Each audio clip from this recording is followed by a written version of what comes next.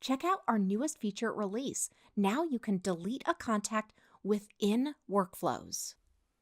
So let me tell you a little bit more about this update. We now have this amazing enhancement in our CRM workflow builder that brings you the ability to delete contacts.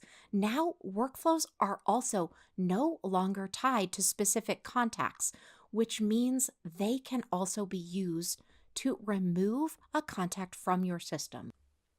Why this matters and how it's going to help you.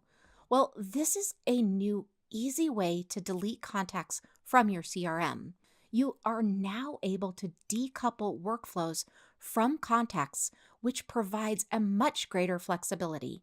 And this is going to allow you to save time and enhance efficiency by managing contacts directly within the workflow builder.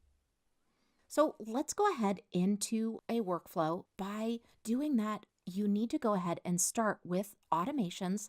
So click on automation in the left-hand menu, and then when that upper navigation opens up, go ahead and click on workflows. From there, you're going to click plus create workflow. Now, I personally love to create my workflows from scratch, but you can also use a template.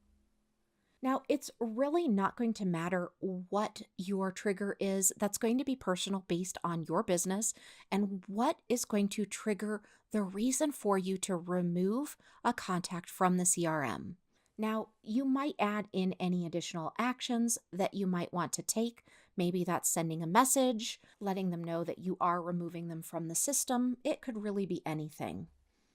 Now, I want you to make sure that the delete contact action is only at the end of your workflow. This is because nothing else really can happen once that contact has been removed from your CRM.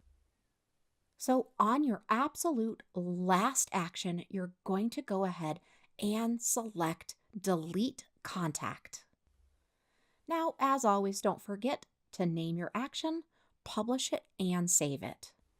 We hope you enjoy this new feature. Let us know if you need any help at all.